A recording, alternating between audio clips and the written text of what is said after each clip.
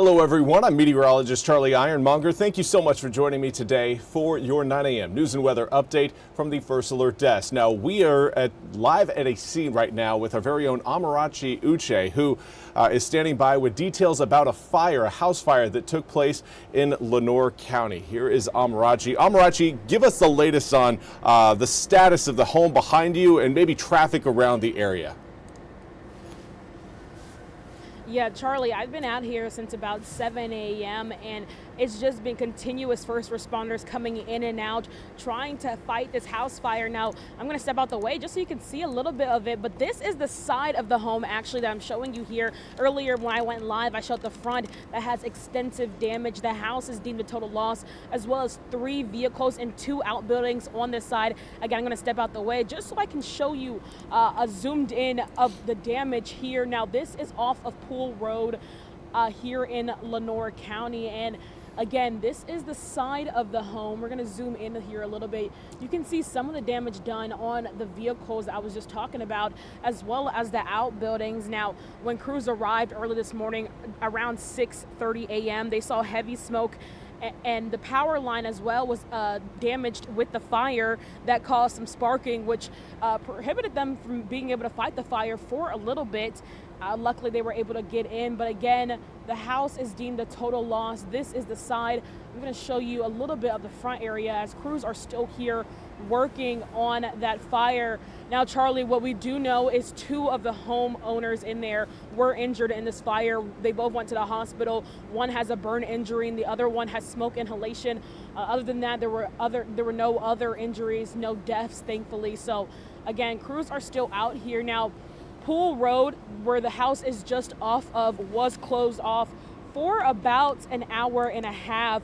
The road, one side of the road has opened up now, so people are able to come through, but take it slow is what crews are saying out here. Again, they're going to be out here for a little while as they continue to investigate the cause of this fire, as it's still under investigation. But again, I've been out here seeing just the extensive damage. When I first arrived, smoke was high in the sky, Charlie, and so that has been controlled now. But the question now is what caused this fire, and we're going to continue to follow that story as we learn more. Reporting live in Lenoir County, Amarachi Uche, WITN News. Amarachi, thank you so much for, again, your reporting out there. We will check back in with you potentially later on today on the status of that fire. Now, again, we do have other stories we want to bring to your attention. One out of Winterville, where a 19-year-old is now behind bars facing child sex crimes. 19-year-old Christopher Tyndall was arrested on Tuesday. Arrest warrants say Tyndall is accused of exploiting and engaging in sexual activity with a child who was around 7 years old. Tyndall is charged with first-degree statutory rape, first-degree sexual exploitation of a minor, and indecent liberties with a child. He was taken to the Pitt County Detention Center, where he remains under no bond. His first court appearance is set for Wednesday. And now we also want to check in on the national search for Nancy Guthrie. It's now going on 2.5 weeks from last contact with Nancy. NBC's Liz Kreutz has the latest on the search. This morning, the Pima County Sheriff says DNA found at Nancy Guthrie's property could belong to the suspect behind her disappearance. We believe that we may have some DNA there that may be our suspect, but we won't know that until that DNA is separated, sorted out. To me, that's more critical than any glove I found 2 miles away. Sheriff Chris Nanos says DNA analysis of that glove came up empty, no hits in the FBI database, and no match with what was found at the property.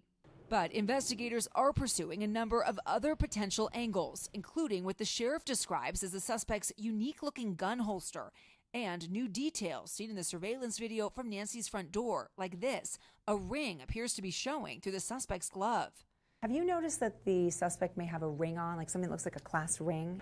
I look at the same photo you look at, and I see it. I see people have circled and said, yeah, I'm going to give that to my team.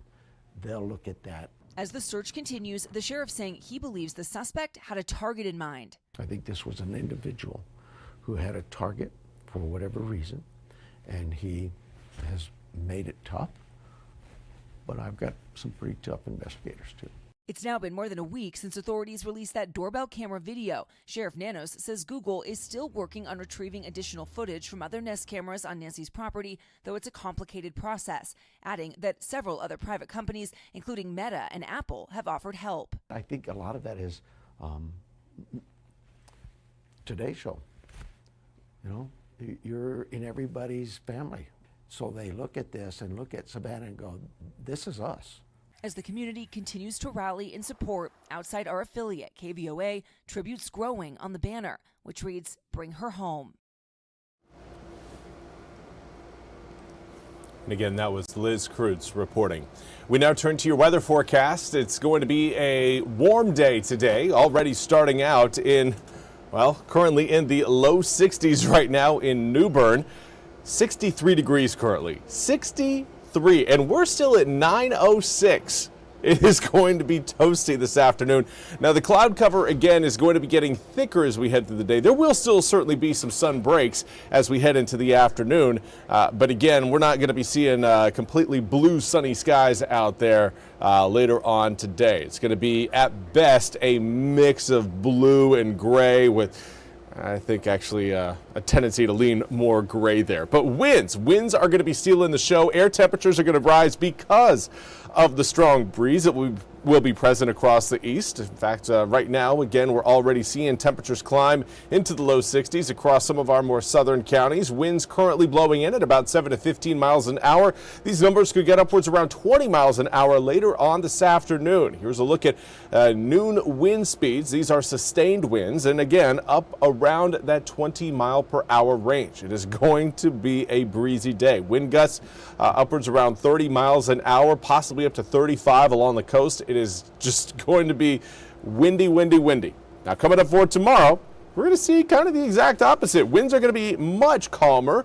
Air temperatures will still be relatively high, likely getting into the upper 60s tomorrow afternoon. And then on Friday, winds really return out of the south to give us a little bit of an extra boost as we head towards the weekend. Of course, we are looking at rain showers showing up, not for this afternoon, but coming up for tomorrow and again on Friday. Light to scattered showers expected as we head through your Thursday. But for today, cloud cover going to be just that, cloud cover. Not going to be giving us any sort of raindrops across the east. That obviously changes tomorrow, but we're not looking at a deluge, just light, off and on scattered raindrops that won't amount to much. We're looking at about 1/4 of an inch of rain or less for tomorrow's system. Do want to say good morning to Sue Ann Woody along with Juan Garcia and Bernice Davis. Thank you guys so much for joining me over on Facebook. But let's take a closer look at some of those raindrops rolling in on Thursday. Again, pretty much moving from west to east across the east. Not a whole lot there. Again, you saw maybe a few little spots of green, but certainly nothing that you should go changing your plans over. Friday, another opportunity for maybe a few spot showers rolling through, but most of us, again, likely trending dry versus wet. That will change over the weekend as we get a stronger system into the east that will knock air temperatures down as we head into next week. That area of low pressure that's going to be doing that right now over Southern California.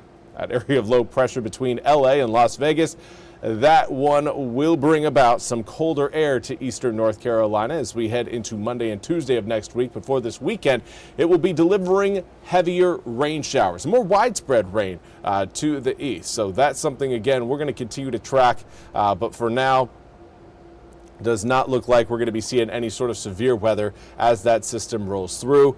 77 degrees on Friday, turns to 64 on Saturday, 55 on Sunday, 46 on Monday. So we're going to be dropping by quite a bit from Friday into Monday. Classic eastern North Carolina change up there. We'll be feeling like spring is upon us on Friday. We're going to feel like we're back in the winter months on Monday, which we will still be in the winter months on Monday. It's just a little spring preview coming up here over the next few days, today included. That's all we have time for today's 9 a.m. news and weather update from the First Alert Desk. I want to thank you all so much for joining me. We'll be back with more news and weather coming up at the top of the hour. Until then, have a fantastic rest of your Wednesday. This hour of the WITN First Alert Desk is sponsored by ENC Pirate Realty.